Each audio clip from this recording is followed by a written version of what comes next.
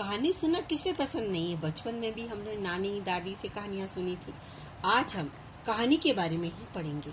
आधुनिक युग की सशक्त गद्य विद्या कहानी है कि गद्य में सबसे पहले कहानी होती है जिसका विकास बहुत तीव्रता से हुआ है।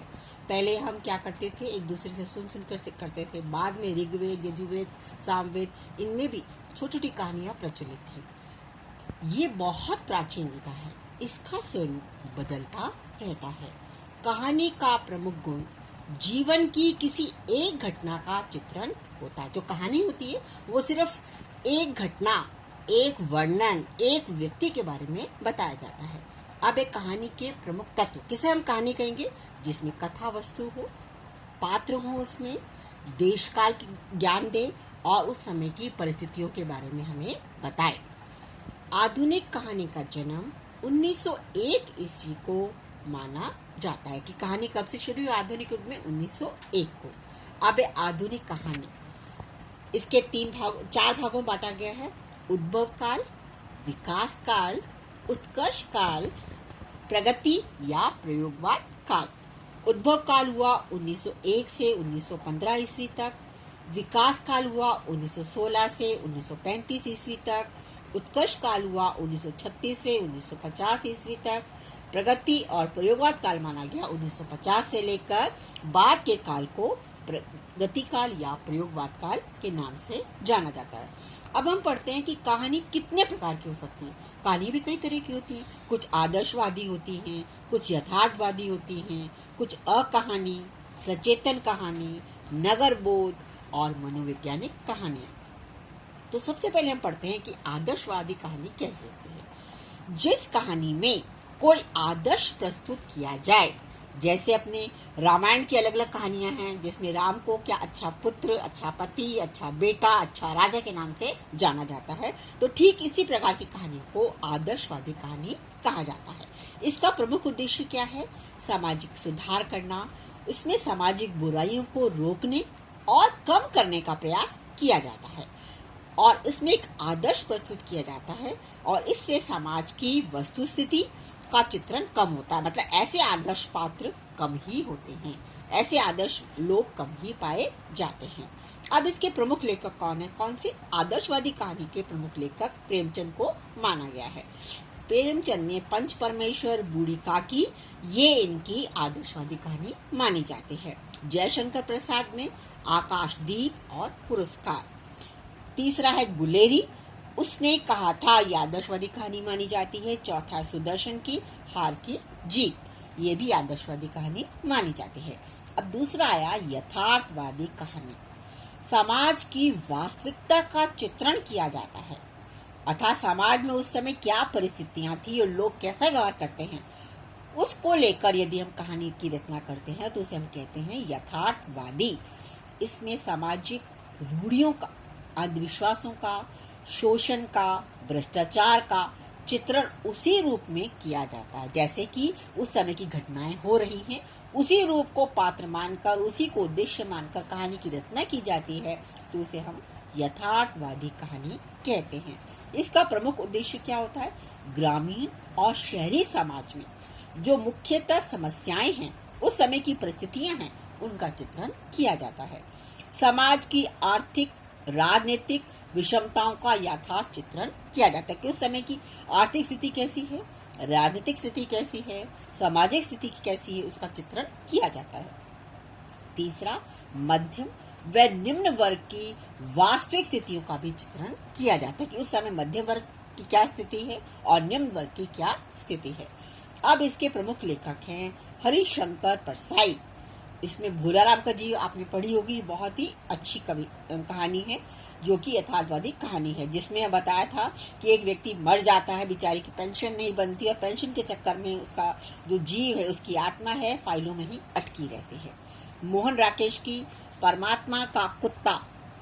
तीसरी है कमलेश्वर की खोई दिशाएं। ये सब तीनों कहानियां यथार्थवादी कहानी कही जा सकती है। अब अकहानी किसे कहते हैं? इसमें कहानी के परंपरागत स्वरूप के विरुद्ध की भावना पाई जाती है। जैसे कहानी के 3 तत्व बताए थे हमने, उसमें कथा वस्तु होनी चाहिए, पात्र होने चाहिए, देश काल होनी चाहिए, परिस्थिति होनी चाहिए।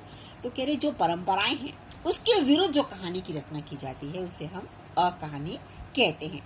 इस प्रकार की कहानी लिखने वाले कहानी के प्रमुख तत्व को नहीं मानते हैं। जिन बातों को लिखना निषेध है, मतलब हम कहते हैं कि अनर्गल बातें या अपशब्द हम नहीं लिख सकते, वो ही इन कहानियों में लिखा जाता है। और उसमें छूट होती है किसमें? अकहानी। अकहानी में जो मन में बात आती है, चाहे वो निषेधात्मक हो चाहे अपशब्द हो, उनको भी इस कहानी में पिरोया जाता है। अब उद्देश्य क्या है? उपेक्षित कहानी और कहानीकारों को प्रोत्साहन देना। जिनकी कहानियों को कोई सुनता नहीं है, कोई पढ़ता नहीं है, जो कहानीकार को कोई जानता नहीं है, उन कहानियों को आगे देना, उनको आगे बढ़ाना, उनको प्रोत्साहन देना ही अकहानी का मुख्य उद्देश्य है। इनकी भाषा और शैली आम पाठक के समझ में नहीं आती है। अब है लेखक कौन कौन से थे? गंगा प्रसाद, विमल, रविंद्र, कालिया, ज्ञान रंजन और महेंद्र भल्ला, ये इसके प्रमुख लेखक थे। प्रमुख कहानी प्रश्नवाचक चिन्ह, बड़े शहर की आरती, तकरीब, पिता एक पति के नोट्स। ये कहानी ज्यादा नहीं चली क्योंकि ये समाज के विरुद्ध थी, ये निषेधात्मक शब्दों का प्रयोग किया गया था। अब आया नगर बोध कहानियां किसे कहते हैं? वे कहानियां, सचेतन कहानियां हम बाद में पढ़ेंगे। नगर बोध कहानियां वे कहानियां जो नगर के संबंध में हमें ज्ञान दे, उसे हम कहते हैं नगर बोध। नगर में पनपने वाली सभ्यता, उसकी संस्कृति, उसके आचार विचार का चित्रण जिन कहानियों में किया जाता है।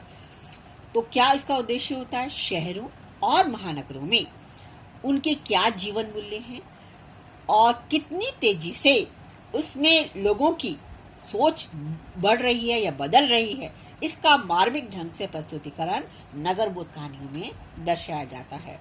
महानगरों में फैली बेरोजगारी और आर्थिक विषय को भी इन कहानियों में दर्शाया जाता है। इसके लेखक हैं मोहन राकेश, प्रमुख हैं एक और जिंदगी, बंद गली का आखिरी मकान और चीफ की दावत, मेहमान, भोला राम का जीव। ये सब कहानियां नगर बोध कहानियां कहलाती हैं। और इसके अलावा और भी कई थी। मनु भंडारी प्रमुख इनके लेखक हैं, राजेंद्र यादव हैं, धर्मवीर भारती हैं और कमलेश्वर हैं और शिवानी हैं।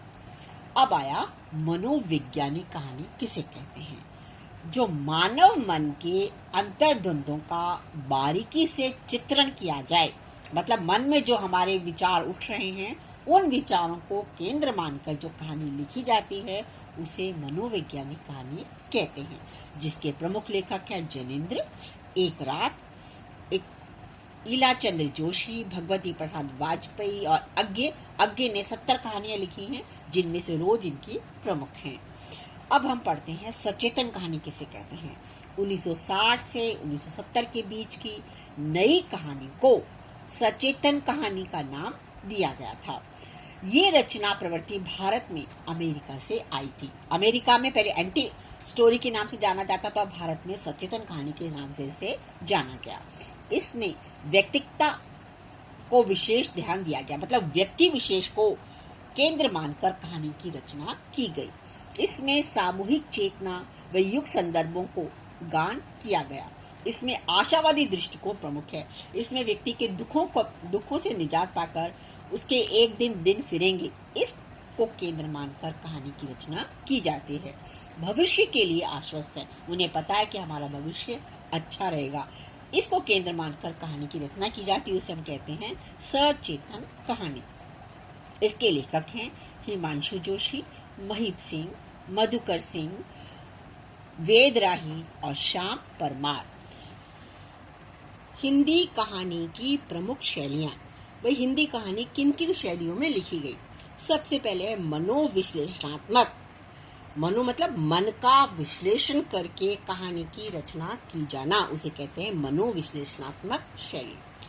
फ्रायड के मनोविज्ञान पर आधारित मनोविश्लेषणात्मक शैली को अधिकतर कहानीकारों ने अपनाया।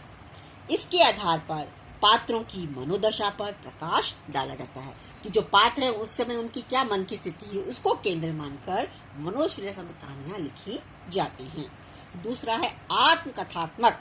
स्वयं के अनुभव या स्वयं के जीवन की घटनाओं पर आधारित को केंद्र मानकर कहानी की रचना करने वाले को आत्मकथात्मक कहानी कहते हैं। भावात्मक, किसी व्यक्ति की उस समय क्या भावनाएं हैं, क्या विचार हैं, उनको केंद्र मानकर कहानी की रचना की जाती है, उस शैली को कहते हैं भावात्मक शैली। अब आया प्रतीकात्मक शैली। कलात्मक और भावनात्मक दोनों शैलियों के मिश्रण से मिलकर एक नई शैली का निर्माण होता है, जिसे हम कहते हैं प्रतीकात्मक शैली, जिसमें सांकेतिकता की प्रधानता रहती है। इसमें स्पष्ट बात नहीं कहते, संकेतों के आधार पर कहानी की रचना की जाती है। अगला है यथार्थवादी। वास्तविक घटनाओं, परिस्थितियों, आर्थिक स्थिति आदि घटनाओं पर आधारित शैली को यथार्थवादी शैली का नाम दिया गया है। इसके लेखक हैं प्रेमचंद, भगवती वर्मा, जैनेन्द्र, यशपाल, भगवती प्रसाद, अमृतलाल नागर, वाजपेयी, प्रभाकर, सियाराम शरण गुप्त इसके प्रमुख लेखक हैं यथार्थवादी के। अब अन्य शैलियां कौन सी है? हमने पहले पढ़ा मनोविश्लेषणात्मक, आत्मकथात्मक, भावात्मक, प्रतीकात्मक, यथार्थवादी। इसके अलावा भी और कई सारी शैलियां हिंदी कहानी में लिखी गई हैं, जैसे स्वप्न शैली, डायरी शैली, सूत्रात्मक शैली, पत्र शैली, संवादात्मक शैली, नाटक शैली, लोक कथात्मक शैली, काव्यात्मक शैली, स्मृतिपरक शैली, विवेचनात्मक शैली, वर्णनात्मक शैली। अब हम पढ़ते हैं अलग अलग। स्वप्न शैली, जो हम स्वप्न में घटनाओं आदि को देखते हैं, उसको केंद्र मानकर जो रचना या शैली की जाती है उसे हम स्वप्न शैली कहते हैं। डायरी शैली, जिस तरह से हम डायरी लिखते हैं उसको केंद्र मानकर यदि कोई कहानी की रचना की जाती है तो उसे हम कहते हैं डायरी शैली। सूत्रात्मक मतलब एक सूत्रधार होता है, वो बताता रहता है कि वो व्यक्ति क्या कर रहा है, तो उस कहानी को हम कहते हैं सूत्रात्मक शैली। पत्र शैली, जिस तरह से हम कोई प्रार्थना पत्र लिखते हैं या अपने मित्रों को पत्र लिखते हैं, उस शैली में कोई कहानी की रचना की जाती है उसे हम कहते हैं पत्र शैली। संवादात्मक शैली, जैसे एक पात्र दूसरे पात्र से बातचीत करता है, उस शैली में यदि कहानी की रचना की जाती है तो उसे हम संवादात्मक शैली कहते हैं। नाटक शैली, जिस तरह से नाटक खेला जाता है या उसके पर्दा रखकर या अलग अलग व्यक्ति अलग अलग संवाद शैली में बात करता है, तो उस समय को हम नाटक शैली कहते हैं। लोक कथात्मक शैली, जैसे प्राचीन काल में हम लोक कथाओं के माध्यम से, चाहे कठपुतली माना, पक्षियों माना, पशु माना, उस कथा के आधार पर जो कहानी की रचना की जाती है उसे कहते हैं लोक कथात्मक शैली। काव्यात्मक शैली, गायन के आधार पर या गीत लय के आधार पर जिस शैली की रचना की जाती है, जिस कहानी की रचना की जाती है उसे हम कहते हैं काव्यात्मक शैली। स्मृति परक शैली, जो हमने बचपन में कहानियां पढ़ी थी, उन कहानियों को, उन परिस्थितियों को ध्यान में रखकर जो कहानी की रचना की जाती है उसे कहते हैं स्मृति परक शैली।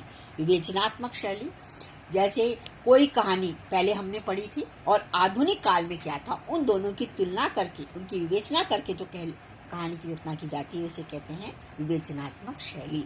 वर्णनात्मक शैली, किसी पात्र का या किसी परिस्थिति का या किसी घटना का पूर्ण वर्णन करके जो कहानी की रचना की जाती है उसे वर्णनात्मक शैली कहा जाता है।